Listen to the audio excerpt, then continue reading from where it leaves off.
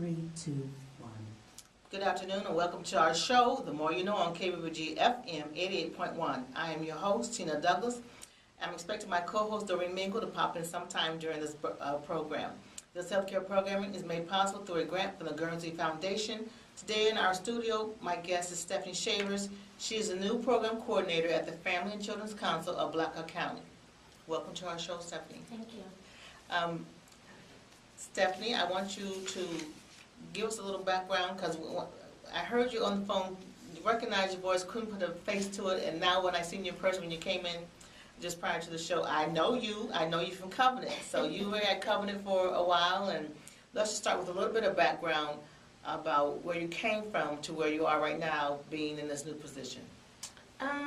Well, we met at Covenant. There about 7 years. And after that, I was a family support worker for Lutheran Services in Iowa. In that position, I work with families in crisis, work with families needing support, parents that had lost custody of their children due to the court system. So I really learned how people can get so low down on their luck and how you can support them through programming, through education, through support to get them kind of where they need to be. I found that I loved it. I had a knack for it. I enjoyed helping people. This position came up because my former supervisor at Lutheran Services in Iowa kind of saw something in me and thought that I would be good to start 2 ongoing programs. One was Healthy Babies, the Healthy Babies program. They're at Family and Children's Council, and then the PASS program, which is ongoing already through the YWCA. So I'm forever grateful for her. I was not very confident even when she was, so she really saw something in me with me working with families and thought that I would be a good fit for them. So your job really entails a lot of you being an advocate for people so that they have a voice. Yes. And what better way, to let people know what your services are than to channel that through KBBG. Yes. So the good thing is, even though it's a new program, there are other agencies who have programs in place that would augment, what you're doing. Especially the YWCA is very resourceful. Yes, the YWCA has yes, lots of programs that people just don't think about, take it for granted. If you're on their list to receive their letter, they have a lot of information in there. They have a lot of information, and that staff, those ladies, are so dedicated to what they do. The programming is very innovative, it's very cutting edge, and people are really missing out when they don't take advantage of some of those programs, which are free or very, very low cost. Right, and it's inclusive. They have something for everybody. Yes. And yes. I remember on one of the shows that KBBG had, one of the young men said that he was a young father, and if it hadn't been for the program that was in place at the YWCA, about young teens and the parenting program that they had, they wouldn't have known what to do with their child. Yes, yes. So it's those kind of things that your advocacy, and this is a good thing. You never know what God's plan is for you, where He's going to place you to work. So I'm sure that God's put you there, that He's going to continue to watch over you and help you see that these people get what they need. So let's talk about, why did the program come about for the Healthy Babies? Because that's the newest program that's in place. This is a new program. Prior to this run, it was a mentor-based program, and the agency found that group therapy, group-based would be much better. But initially, the purpose of the program was to increase the number of healthy African American babies born here in Black Hawk County. 8.1% of infants in Black Hawk are born at a low birth rate. So they really saw a need. We were having, most of our African American girls were birthed in low birth weight babies. So that is the reason for the program, was to educate, support, so that we can decrease that number, because it's extremely high. And for our audience sake, listening audience, what is what's determined low birth weight? Because, is it 5 pounds? Is it less than 5 pounds? Yes, low birth weight is considered under 5 pounds. So A term baby that's under 5 pounds. a term baby, yes. And there are factors, smoking is one of them.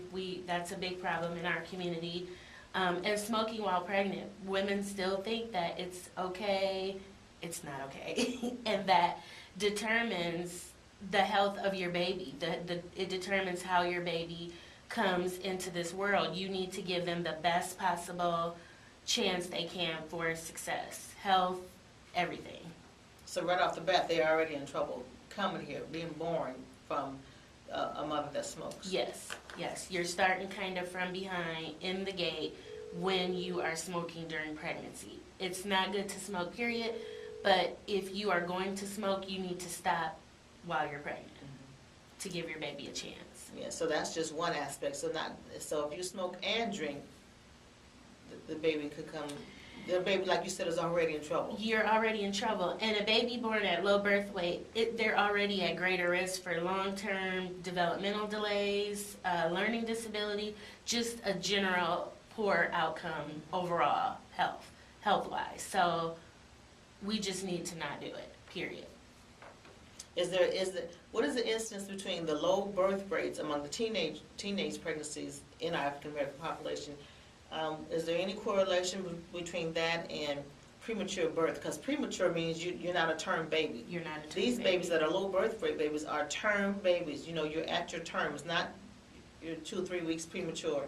So is there a correlation? I mean, if you did, I'm saying like the mother who's smoking and drinking or whatever, with a low birth rate baby, just think of the effects of a premature baby on top of that. Generally as a culture, we don't always take care of ourselves. It seems that teenage moms don't fully understand how to take care of themselves during pregnancy, so that leads to problems on down the line. So usually our goal is to hit them prenatally and to explain to them the importance of diet, proper rest, low stress, going to the doctor, just generally taking care of yourself because you are responsible for another person. And that is something that we haven't been able to drive home, but this Healthy Babies program, that is what we're seeking to do, is to really be informative and let these ladies know how important you being your best you can have your baby be the best that it can be. So how the programs are set up, you want to include the mother. Yes. And how about any other support beyond that, like the parent of the mother? Because most of the time, and it's not uncommon for a 15-year-old pregnant child, mother's only 30, grandmother's 45. Yeah. So where, who's teaching who? Who's teaching who? The other thing is that a lot of the young ladies we come in contact with don't have a support. It doesn't mean that they're not loved or cared for. It just means, again, mom is working, she's 30. Grandma is working, she's 45. So they're kind of out there to just fend for themselves. It's not because they're not cared for, it's just because they're not able to have the time taken with them to say, hey, you're pregnant, you need to not be perming your hair, you need to not be you need to not be in a hot tub. You need to not be, yes. So all of those things. So really we find that some of the girls that we work with, they don't have any support for whatever reason. But then we meet some girls that have support, but their support is busy with their own lives too. So they're not able to stop and totally take the time to devote to just this girl that is having a baby. And then there's the support that's support, but it's enabling. It's when the grandmother takes the child, you're not going to learn anything. You won't. And that's when you come into girls having a baby within a year, within 2 years, within 3 years, because you didn't get it the first time. Right. You didn't understand the struggle, or, you didn't get it the first time. So yes, you're right. And that's so typical, and that's often what we do as grandparents. you say that girl doesn't know how to raise that baby, I'm gonna have to help her, but instead of you helping her, you enable her, and she does not have any responsibility. You have the child. Yes. So they don't know the responsibility of getting up in the night with the baby, making appointments, well baby visits, and all those kind of things because grandma has the baby. Grandma has a For baby. whatever reason. For whatever reason. And, you know, these are different times. It's like these kids, they kind of come differently. And so even as grandmothers, how you were raised, well, you're not really raising that kid that way. So now we have a community of young moms, young grandmas, and nobody is really buckling down. They're just, you know, we just out here, so to speak. That's pretty much what it is. So the young grandmothers, like the scenario I gave you 30, I got my baby and I got my grandbaby. My baby's one, my grandbaby's two, you know. That's Yes, the story. you see that a lot. You really, really do see that a lot. Not only in our community and other communities, but definitely in our community. It's pretty prevalent. And that's sad to say. So there, as you already know, there's a lot of work to be done. And the work is going to involve education, and it goes beyond, you know, the pregnant teenager. It goes beyond that young teenage mother. It has to be family oriented in order to reach And who it needs to because reach. grandmothers are younger, you know, they're still kind of in that childbearing age and range.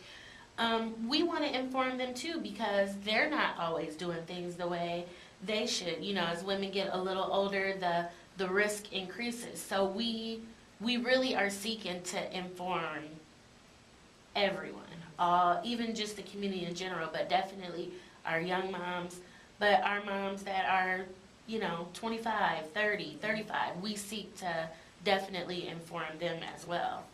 What can we do, or is there anything in place that involves the whole family? As you know, even our conversation that we're having right now, we're talking about moms. We haven't included now one granddaddy, one daddy, one father.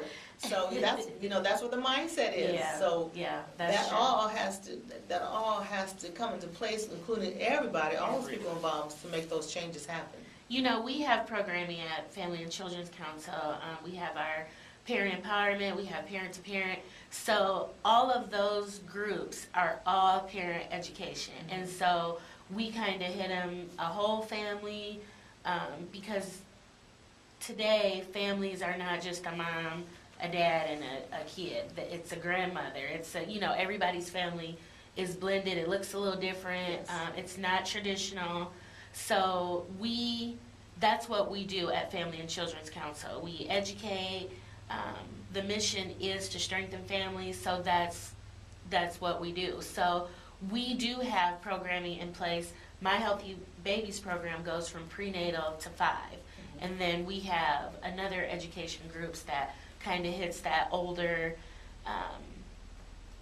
age group. So David Goodson is in our office, so he does our Empowering Dad. So we try to, you know, we kind of try to hit them all. Yes, excellent. So when you cover the prenatal to 5, is there also, I'm speaking collaborative, you know, with other agencies, like, is the WIC in place? I mean, do you get an Yes. opportunity to ask them, have you signed up for the WIC, you know, up to age 5 for your child? Do you have All that of in place? these agencies really work together because we really need each other. You know, there's not one agency that's going to wipe out the problem in our community. We need Operation Threshold, we need Peoples, we need the Health Department, we need Tri-County. So all of our agencies, we really work really well together. There's a task team in place where all the area agencies kind of get together and brainstorm. We know what each other is doing. In Healthy Babies and in the PASS program, the ladies are able to get nest points, and so that's a direct correlation with Operation Threshold. So with those points, they can buy diapers, they can buy wipes, all of those things they're so excited to do because some of them are kind of making it from diaper to diaper, or Right. from box to box. Right. So we all work together. All of our agencies really work together.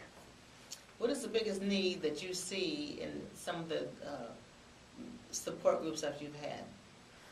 Consistency.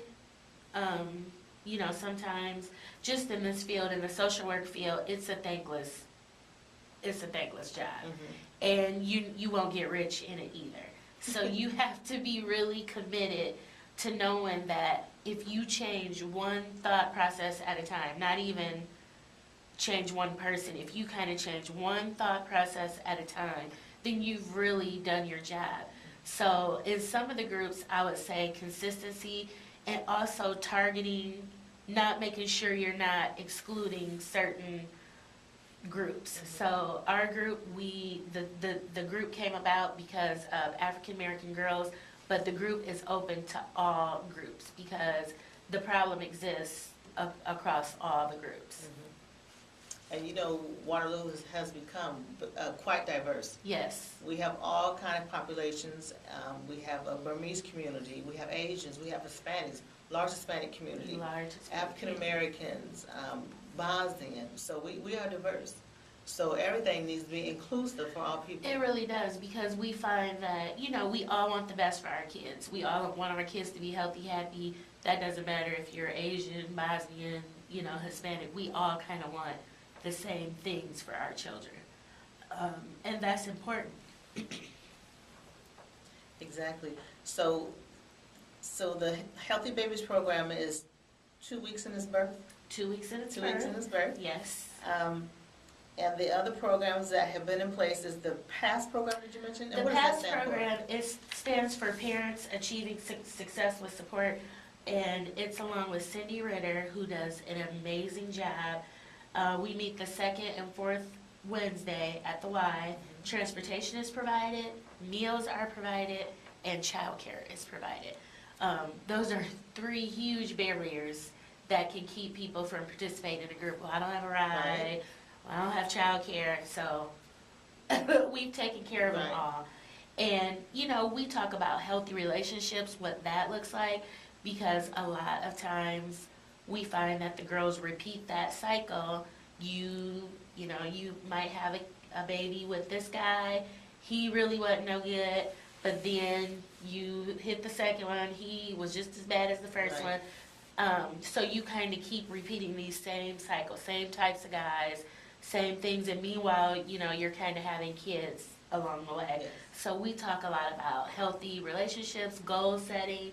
I really seek to change the thinking of a lot of our girls, because I feel like they don't understand that there's so much more outside of Black Hawk. There's so much more outside of Waterloo, and I don't want them to be so complacent to think, I guess it's time for me to have kids. It's time Yes. for me to, you know. That there's nothing else left to do. There's nothing else left to do, and this is a world, a big world, and I just really seek to change the thinking of a lot of our girls, because the thinking is so one track. It just really is. So what's in place, because I can see that self-esteem plays a big part. Yes. Because you wouldn't seek out like that if you didn't have self-esteem issues. Yes. Yes. You know, latching on to the first person that comes along. Latching He on. said he likes me. You know how it goes. And you know what? That really starts way before we meet these ladies. You know, it starts in school. It starts with whatever self-image you are given at home. You know, our dad always told us, you are beautiful, you are worthy, you are, you know, so when kids hear that, they believe that. And it doesn't matter when someone else tries to teach or tell them different, because you've heard it all your life at home. So I really want our girls to know they're beautiful, they're worthy. You don't have to, you know, you don't have to degrade yourself. You don't have to take the first person that pay you some attention. You know, when you come to me, I need you to have yourself together Right. too, just like I'm gonna be together. And then that way you are not accepting so much that's less, you know, that's less than you. And most of the time, we're not paying attention to ourselves either. That starts at a young That age starts too. You at know, a as we young get older, age. we're always stressed being in a single parent home. We're so busy nurturing, making sure this is done, that's done, and we don't take time out for us, which usually eventually leads to us having poor health. We have the high blood pressure, we have the diabetes, and we're not taking care of ourselves because Yes. we're nurturing other people. But yeah, if you have a strong, like how your father used to instill in you, if you have that coming up, it sure makes the transition a whole lot easier. But on the other hand, if you're always told you're never going to be anything and you're this and you're that wears on your self-esteem. So you're going to reach out to the first person that says Yes. something kind to you. You're going to reach out for the first person that says something to you and you just think that's it, you know. Oh, he said he likes me. Yes. Okay, Or what else goes on with that like? Yes. Is he whipping your behind? Yes. That don't go with that. You know, Yes. that don't work. That's so true. Or even dysfunction. Sometimes our kids are so used to dysfunction that when something, It's is- functional. They don't think they deserve it. no, they don't This is think they not deserve right. it, and it looks so foreign to them. You know, in our schools, the kid, they, you know, it's like sometimes they thrive on chaos and, Right. you know, they know so much about what goes on at home, like personal details, that no kid should be worried about. You know, no kid should be at school worried about the lights Right. or how we gonna Right. eat, or, you know, no kid should be worried about that, because it really robs them of their childhood. You know, it kind of grows them up before they really need to. Right. You shouldn't worry about becoming a drug dealer because mama can't pay the bills and Yeah. the cable ain't on. I need my next new pair of Jordans, you know, and mama can't get it. Yes, my sister and I were saying the other day that, you know, we got a little older. I guess we understood, you know, when you get your own house and stuff, you understand the struggle of bills. But growing up, you know, my mom, we never knew anything about that. We didn't know. That's old school. It's Yeah, that's not we for a didn't child. know. Yeah, That's we adult didn't know business. if we Grown-up were. business.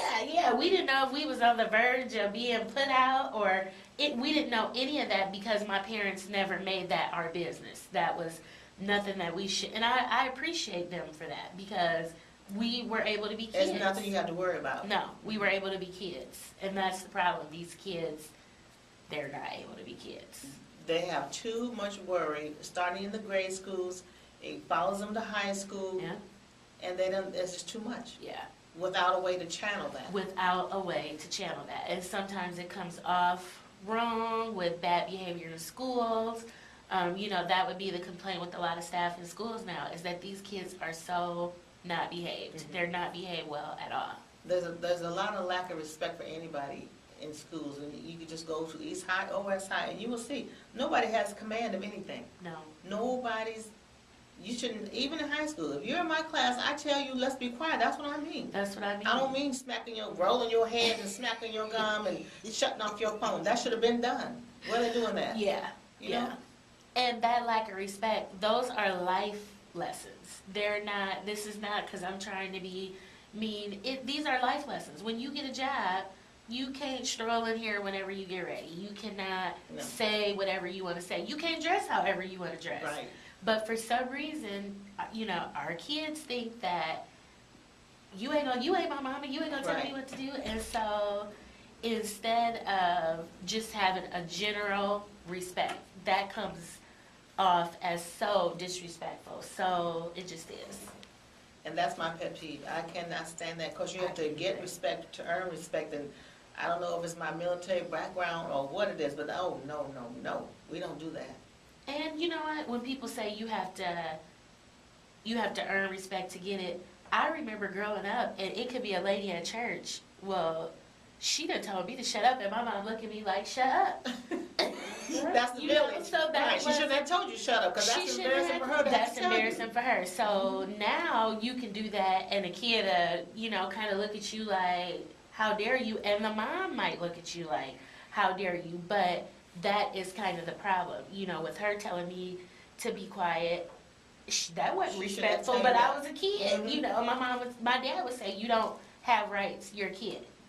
So if you don't like it, you know, Right. you can get to stepping. But yeah, That's exactly, and that's what the community is missing itself. There's no more, it takes a village to raise a child. There's no more of that, because the minute you try to discipline somebody, here comes the mama, you know, here comes the family, what you saying about my son. And Yeah. you know in your heart it's true, and they know it's true, but you know, and then that's the kind of parent they grow up to be. Okay, condoning everything. You can't condone everything. that your teenager, and then we let him go so early. Oh, honey, he's grown. No, he's not grown. 15 selling drugs up in my house. Yeah. You're not grown. I'm gonna show you what grown is. Because grown is you leaving this house and being grown. You know, That you can't is be so grown true. 1 minute selling drugs. Mama, oh, can you pay my cell phone bill? No, you grown. Yeah. Or when the people come pick them up, then you mad, you wanna holler, you wanna scream, and really that it takes a village. That is necessary. I'm a single mom, and I need every help of any agency, coaches, any of them. I will always tell them, if you have to get after this one, you don't have to worry about me coming saying, why would you say that to my child? Because I need these people. So we really have gotten away from that, but we need it. We can't afford to get away from it. We need the village, Yes. churches, all of that. In our studio, we have somebody that's not Doreen, who I was expecting to pop in, but that's okay. We have Miss Porter in here. Well, I was actually just finally, I kept listening, and I'm thinking, wow, is this stuff that we need to know? And in most cases, maybe not the young kids, but we know it. My generation, because we were products of the village, and your group, you and Tina and the rest of y'all in that age group, Girl, I'm way older than y'all are the last of the village though. Yeah. You're the last generation of the village, and that's because parents stopped parenting. That's what happened, and of course, we had that law that came down, or whatever you want to call it. I know the people in Des Moines voted it in and had parents so afraid. 3-year-olds running around talking about, I'm gonna call the police, and instead of you calling the police on him, I mean, it's just So stupid the way that we have turned all that good information and the way that we were raised. You just Your can't. mic is not on. You've had dead air. Try this mic. Try this, let me see. Here.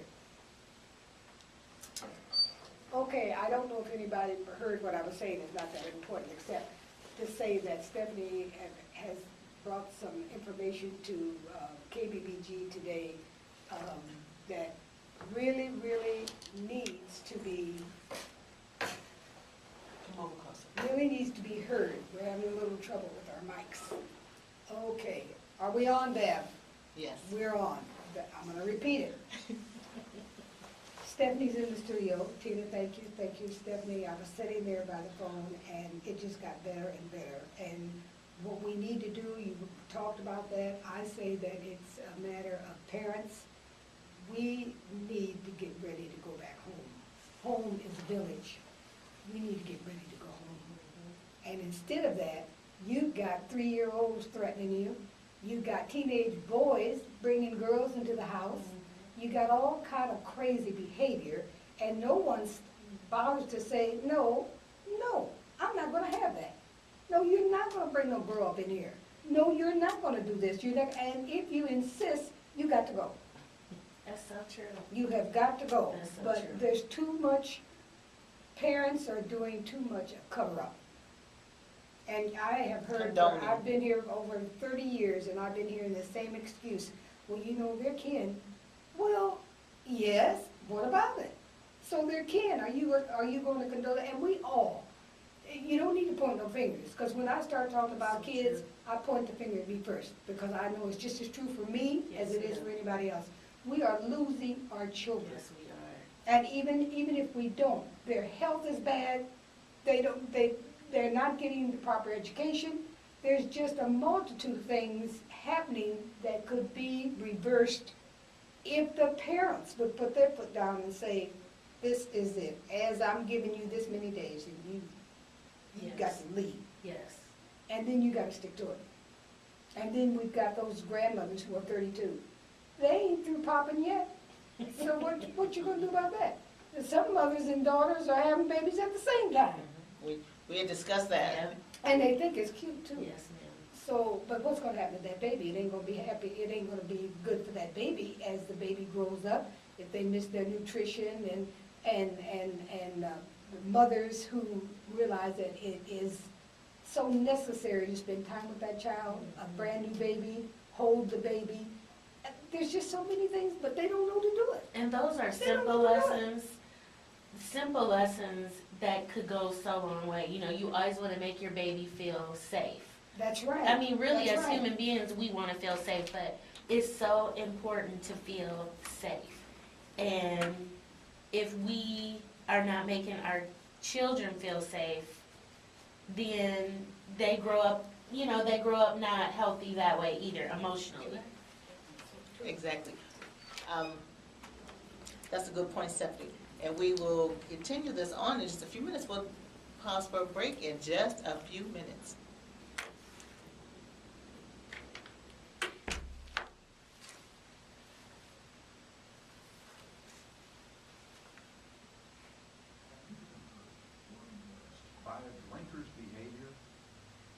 tell lies to cover up for someone else's So the drinking. PASS program is also part of the, this, Yep, Or meals delayed because of it's just held at the YWCA. not alone. Um, who be cooking the Are food? for relatives and friends. It actually comes from, sometimes it's catered in by like Hy-Vee. Sometimes they order pizza. They just try to provide a meal because, as we know, this is the only meal some of these kids Exactly. get. You know, and this Girl, is don't let me a, get started about them school meals. The Yeah. kids have 10 minutes to eat. yeah. The meals that they do serve. So I really enjoy this program because these ladies come willingly. You know, they come because they want to be better and learn something. We have guest speakers. We just had Alan come. Healthy Babies is in conjunction with Alan, so we get a lot of our. Say that. For those of you just joining in, you're listening to The More You Know show on KBBG FM. My studio guest today is Stephanie Shavers. And Stephanie is the new host of, the new program director. Stephanie, tell me your title. I'm The program coordinator at Family and At Children's Family and Council of Children's Lockhart County. So she's talking about the many aspects of this program. One in particular we're talking about is the Healthy Babies. But back again, Stephanie, to what you had said earlier about, the PASS program, which meets at the Y and it provides transportation, a meal, and what else? Childcare. Childcare, which are barriers to Oh, yes. getting the Definitely. young teenagers to participate. So what is the age group of, and who comes to the meetings? What's the age group? The ladies that come, it's an ongoing meeting. So they come, it goes all year round, second and fourth Wednesday. The age group is 18 to 28. That's what it's supposed to be. We've had a few girls age out because they still keep coming. But that is the age group that is targeted, from 18 to 28. We have guest speakers from the community that come talk to the ladies. We try to motivate them to make their situation better. We've had a couple of girls that are going to be graduating from Hawkeye here in May, so that's awesome.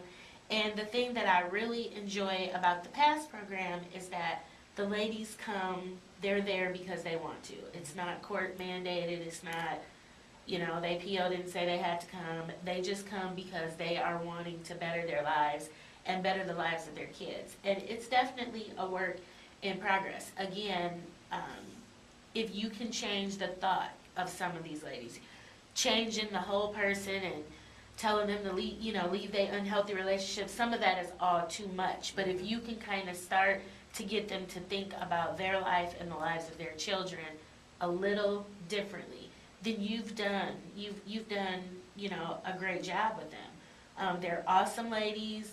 They are pretty spirited. Usually a discussion can go, we go hard sometimes, but What's the meeting times for these two we meetings? meet at 3:30 till about 5:15, 5:30.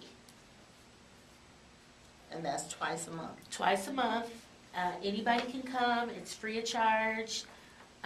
Again, like I said, a meal is provided. That is a pretty important aspect of that group because sometimes that meal might be the only thing that they are eating for the night. The parents That's and the the child. supper, Mhm. parents and the child. So that's pretty important. I enjoy mealtime myself personally, but but that's really important. A lot of the girls have gotten to be really close with each other outside a group just from coming. But they're a great group of girls, So, I like this age group, 18 to 28, but what is in place for because younger and younger people are getting pregnant. It's not uncommon, 12 on up to the Oh, age of yes. 18. So, at what point do they fit in? Sometimes the 18-year-olds have already had children that might be 2 or 3 years old already Yeah. before they get into this program. And sometimes the 18-year-olds already have more than one kid. Mhm. That's definitely not unheard of. There is Young Parents Together that the Y does that kind of targets those girls before they get to 18. Okay. And that is something that's in conjunction with school. but that meets on Mondays. I believe they meet on Mondays and Wednesdays. Actually, I believe they meet on Mondays and Wednesdays. If I'm wrong, I definitely apologize, and I'll bring back correct information next week. But it's Young Parents Together, YPT. Those girls actually earn school credit for participating. What's the number to the Y? 234-7589. 7589. That's how you get more information.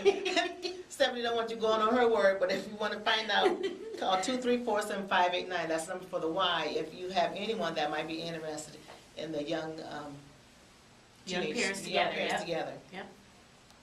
Yes. Okay, Stephanie, I lost my train of thought. Giving that little shout out for the phone number. We were talking about how you would capture the younger people that we know have a tendency to become teenage mothers from the age of 12 up to 18. And you just said it, that it was a Yes. young parents together. And Libby, who runs that program, she is so amazing. She actually is a professor at UNI. I actually had her. Because she really gets them on their level. Nothing embarrasses her. She gives it to them straight, which they need to hear. They don't need to be coddled, like it's a little late for that. She just really gives it to them straight. And that's what I really like about her so much. The kids, you can't help but respect her because she's not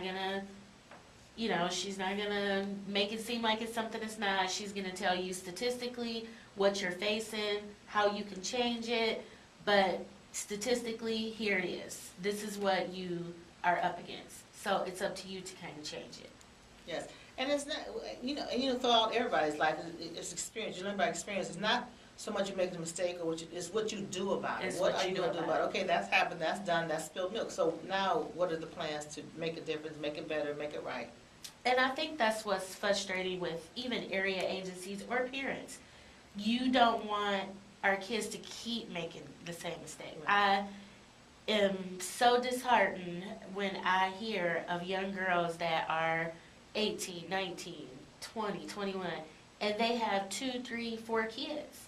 So, with the one, life is not easy. I won't pretend like it is, but you can still do some things. Yes. When you are having multiple children, With Then- multiple fathers. fathers, Yes. that's enough drama right there. That's enough drama right there. Well, then you get into being locked into the system, and then it's hard to get out. It's hard.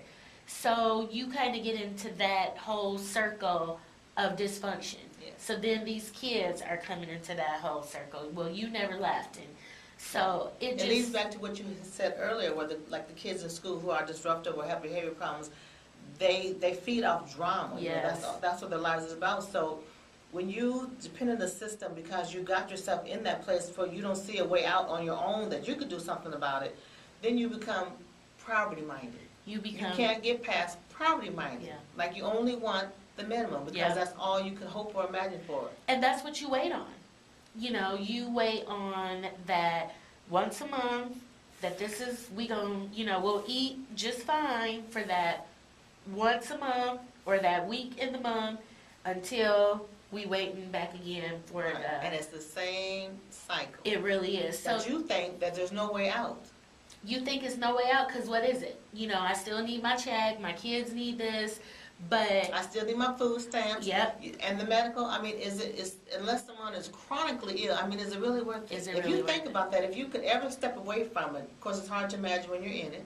And there's nothing wrong with the system to use it as a stepping stone. But it's hard to step out of that when you get so hooked on it, It's something that we need. and that's what the system. The stamps, is- really? yes. The $600 worth of stamps. That And most the of your system- freezer got Tostino's pizzas in it, all this fast frozen food. Are you really sitting home cooking meals? I don't think so. Yeah, and that's what the system is designed for. The system was designed as a stepping stone. We have, and we know people like this, that generations have been in the system. Yes. My granny, and then my mom, and now me. To me, those are the saddest, because again, you start to feel like this is all it is. So that is the thinking that we really seek to change. Yes, you can change. You can't, or I've had girls say to me, well, I can't go get a job because then, and unfortunately the system is not really set up for us to make it, because then they'll say, if I quit my job or if I get a job, then I have to let my FIP go, but then I'm gonna make less than I would get if Then I I'm sat gonna at lose my home. Section 8. Yeah. That's really that's a showstopper right there. The Section 8. You don't want to do anything to jeopardize your Section 8. Oh my God. So it you don't have to really, pay rent. yeah, But wouldn't you feel better if you were able to make a contribution towards your rent? Okay, so what, your rent's $100, it used to be free. I'm thankful that I'm in a place that I can work and make that income to pay the $100 rent instead of complaining about it. because independence really is empowering, especially for women. I mean, people are always, they say whatever they want about black women, but women, period. Independence is empowering. That is really empowering when I know that I can go somewhere and this is the money that I work for. This is, nobody gave it to me. There's power in some of that. So we really need to really seek to inform and educate our girls to be independent. Not that you don't need anybody. That's not what that means. It just means that within yourself you have enough get up and go to get it done on your own. That's essentially what it means. And the mindset should be that you want to have your own before you expect somebody else to give you something that you don't even have. Yes. God bless a child that's got his own. Yes. And that's just, like you said, it's empowering, and to me, it's like a better sense of well-being. I know that what I'm able to do What before I I'm go able. ask somebody to do something for me that I'm not even willing to do myself. And sometimes my son is a big sports fan. He, watches interviews, he tapes that kind of stuff. And we were watching this special on LeBron James, and one thing he said was, I would have never been where I am if I did not watch my mom do this. And if I didn't watch, so he really drew strength from his mom's strength and her independence. So our kids are watching us, and if we are independent, that makes our kids stronger. They know, okay, mama struggled, it was hard, but guess what? I can do it because she made it a little easier for me, and she showed me that I can. So we really are missing, and Miss Porter was in here, we really are missing leadership with our kids because we are our kids' biggest hero. They're watching us. Yeah, we send them to school, and yes, we put them in the hands of other people, but for that time, our kids watch us. And if we are strong and all of that, then our kids know that they can do it, and, their life can be better too. We really lack leadership in our own homes sometimes, as parents. And it sounds like also what your program has to offer. There's so many aspects to this program. Just like when you said the parents are not able to really contribute anything, we're talking about the young parents, the 15, 30, and 45. They don't have anything to offer to contribute because they're still trying to find out where they're at. 30 is still young. Yeah, it is. 45 is still young. Yeah. You're still trying to find what's missing in your life. You don't know what kind of life that you have, and lots of times it's the same life. It's the same life from generation to generation. And we've made, like you said, at that age, you still making mistakes. You still trying to figure out, you still are kind of like, Lord, is this what I'm supposed to be doing? Am I supposed to be doing something else? Maybe you still are in and out of a unhealthy or healthy relationship, however it's going. So when all of that is going on, it is so hard to devote to a grandchild now, to a child. Or then as parents, you are guilty. You feel, well, how did I let all this happen? How did I let, Yes. So yes. And then the other aspect of that is to provide for our kids what we didn't have. But this generation that I grew up in, we had everything. It's like you said, we always had a roof over our head. We didn't have to worry about anything. We were never hungry. If there was some problems there, we sure didn't know about Yeah. it, about any bills not being paid or anything like that. We never had to worry about the Never lights, had to worry about that. transportation, food in the refrigerator, Yeah. if we're going to miss a meal. Yeah. We never had to worry about that. Never worried about that. And like I said, I thank my parents for that because it allowed me to be a kid. It makes me so sad when kids are not able to be kids. You shouldn't be worried about any of that. So yeah. Yes, we discussed that, like the teenage drug dealers, who the parents know full well that they're bringing their money in the house from drugs, and then On the other hand, you're grown, you're drug dealing, you know, you got your pots, you got your this and that and other, and you got money, and you still asking, Mom, can you get this? No, you're grown. Those kind of things you shouldn't ask me, and you have children. Yeah. You're grown. And you know what? There's nothing wrong with the struggle. It's like people really want to bypass the struggle. It's okay to see and to struggle, because that's what we, none of us are lottery winners. That's life's experiences. It's though, life that experiences. You build off those. You though. build off of Learn. those things. So we really are sending our kids a bad message when they can get this quick money that leaves quick, because anything you make that fast, you're going to spend it just that fast. Well, we don't have the capacity to know how to do what to do with it. It's not like we're taking it to Edward The Jones. bank. Edward Jones, Yeah, something like that. I want you yeah. to invest my money. Yeah. No. You're not buying savings bonds. No. You're not doing any of that. You are, we are such a quick society, a microwave. Quick fix. Yeah, Quick yeah. fix. Mhm. So everything needs to be quick. I need the newest phones, not the one from last year. I need the one from this year. I need the hottest sneakers, not the ones from, you know what I mean? So Yes. we really, that is kind of the society that we live in. And my pastor, Reverend Mills, always saying, you cannot take any of that with you.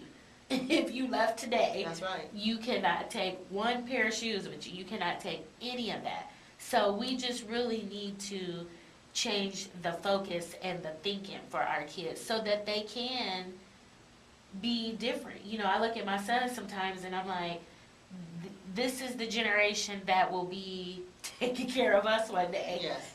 And so that's pretty scary when you see some of the dysfunction and some of the way that our kids are being taught and handled and treated.